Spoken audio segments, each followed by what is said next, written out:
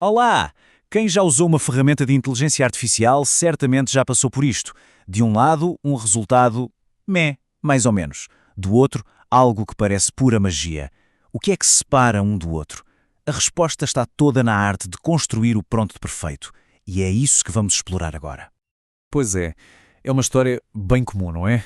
A gente pede uma coisa à IA e o que vem de volta é genérico, sem alma, desapontante. Existe um fosso enorme entre o que a tecnologia promete e o que a gente consegue tirar dela no dia a dia. A ponte para cruzar esse fosso é o prompt. Isto leva-nos à grande questão. A culpa é da ferramenta ou será que é da forma como damos as instruções? A verdade é que a qualidade do que recebemos está diretamente ligada à qualidade do que pedimos. É simples assim. Olhem só para este contraste. É brutal. De um lado, um pedido vago, quase um sussurro, que só pode mesmo gerar um resultado vago. Do outro, bem, isso nem parece um pedido. Parece mais a planta de um arquiteto, cheia de detalhes. A diferença na profundidade é abismal. E é exatamente assim que se deve encarar um bom prompt, como uma planta de construção. Não estamos só a pedir à IA para construir uma casa. Estamos a dar-lhe todas as especificações, desde os alicerces até à cor exata da tinta na parede do quarto. Então, como é que se desenha uma planta destas? A estrutura deste prompt mestre é super lógica e divide-se em 4 passos-chave. Primeiro, as regras do jogo, aquelas que não podem ser quebradas. Depois, o formato exato que queremos.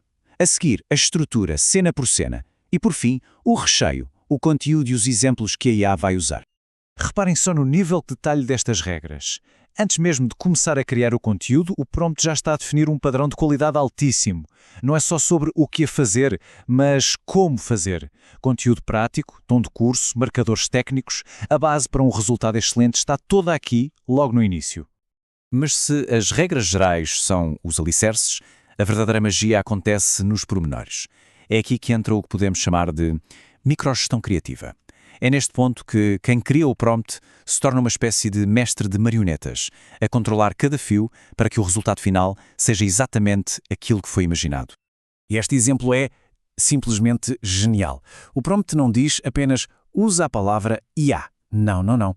Ele dita exatamente como a IA de narração deve pronunciar I-A. Para quê?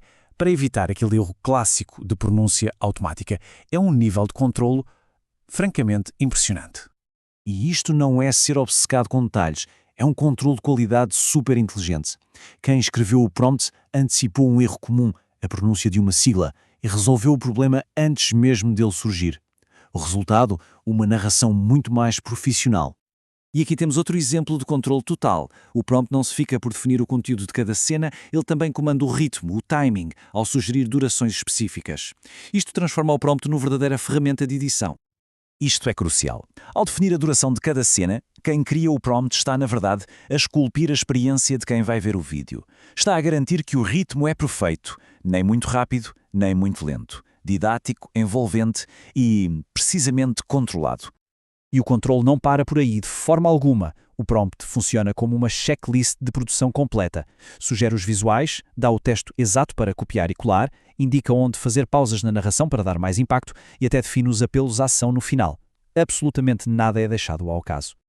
Com este nível de detalhe todo, fica muito claro que isto já não é um simples pedido. Este prompt funciona mais como um briefing de produção completo, daqueles que um realizador entrega à sua equipa inteira antes de começar a filmar. E esta tabela ilustra isso na perfeição. O mesmo documento está a dar à IA vários papéis diferentes. Ela atua como argumentista, a escrever o texto exato, atua como realizador, a indicar onde entra a gravação de ecrã, como editor, a controlar as pausas e o ritmo, e até como designer gráfico, a sugerir imagens. É como transformar a IA numa equipa de produção inteira, numa só entidade. O que estamos a ver aqui é, no fundo, uma mudança radical na própria ideia do que é ser criativo. A genialidade aqui não está no trabalho manual, na execução, está na arquitetura do sistema que vai executar a tarefa. O criador aqui não é o construtor, é o arquiteto. Esta é a grande lição.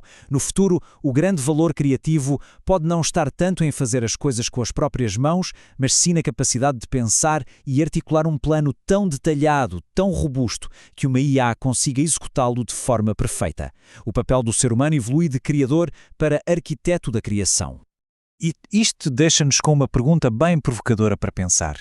Num mundo onde a planta pode vir a ser mais importante do que o edifício, a nossa definição do que é um autor, do que é a arte, talvez esteja prestes a mudar para sempre.